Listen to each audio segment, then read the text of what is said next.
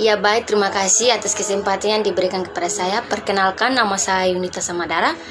Saya dari kelompok 10 yang akan menjelaskan materi komponen isi atau materi kurikulum.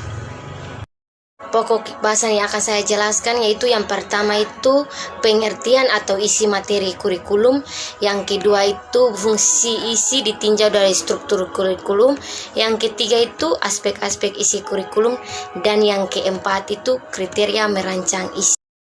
Ya baik, di sini saya akan membahas pokok bahasan yang pertama itu pengertian isi atau materi kurikulum. Isi program kurikulum atau bahan ajar adalah segala sesuatu yang ditawarkan kepada siswa sebagai pembelajaran dalam kegiatan pembelajaran untuk mencapai tujuan. Isi kurikulum meliputi mata-mata pelajaran yang harus dipelajari oleh siswa dan isi program masing-masing mata pelajaran tersebut.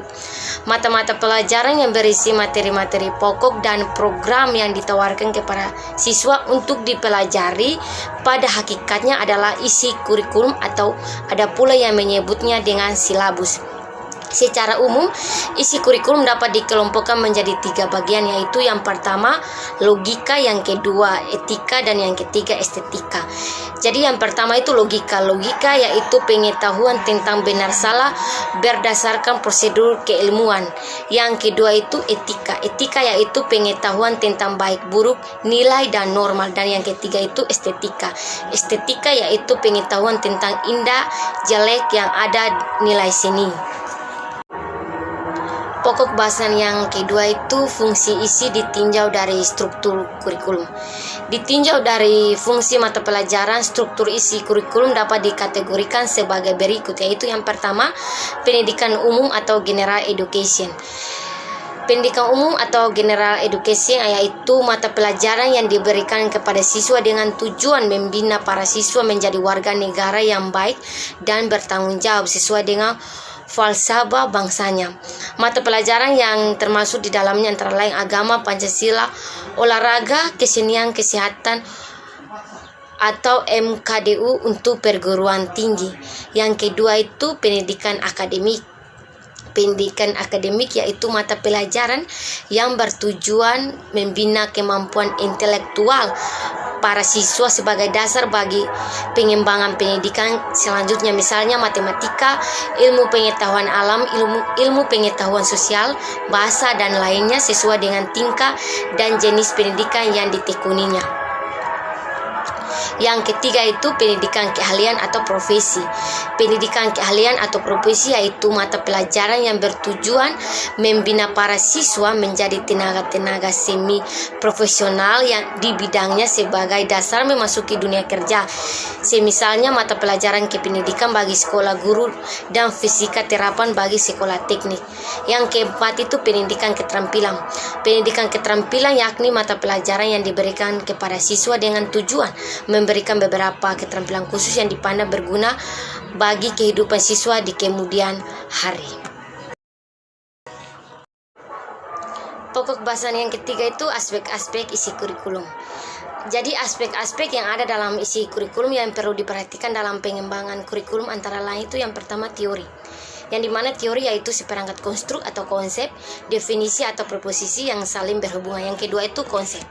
Konsep yaitu suatu abstraksi yang dibentuk oleh organisasi-organisasi dari kekhususan-kekhususan.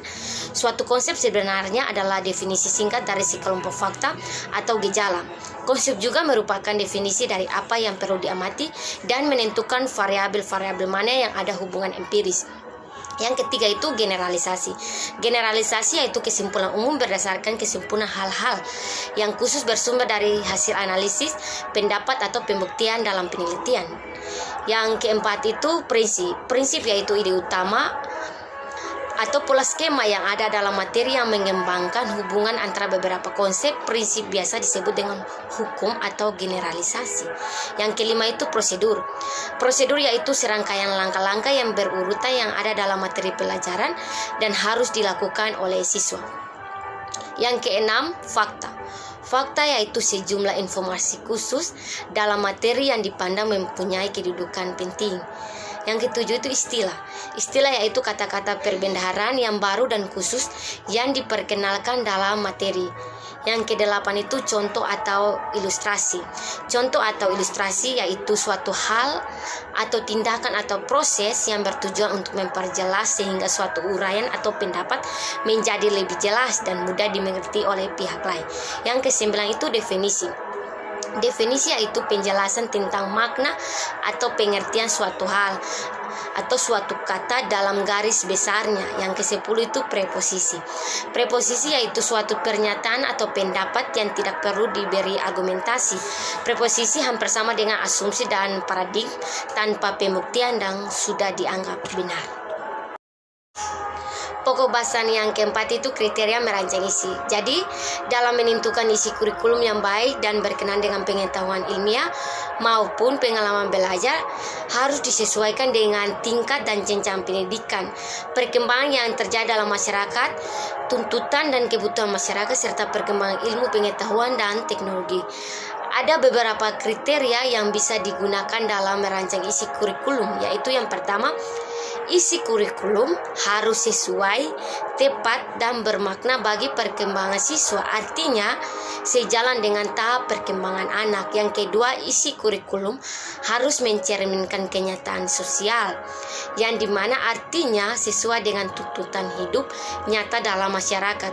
Yang ketiga, isi kurikulum dapat mencapai tujuan yang komprehensif, artinya mengandung aspek intelektual, moral, sosial, dan skill secara integral. Yang keempat itu, isi kurikulum harus berisikan bahan pelajaran yang jelas, teori, prinsip, bukan hanya sekedar informasi yang teorinya masih sama-sama. Yang kelima itu, isi kurikulum harus dapat menunjang tercapainya tujuan pendidikan.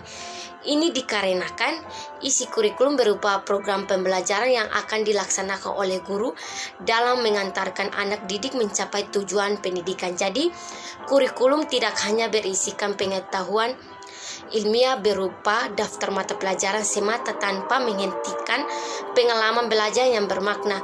Justru sebaliknya, mata pelajaran itu hanya merupakan kemasan pengalaman belajar yang bermakna yang sangat dibutuhkan oleh anak didik dalam hidupnya. Demikian hasil presentasi saya. Sekian dan terima kasih.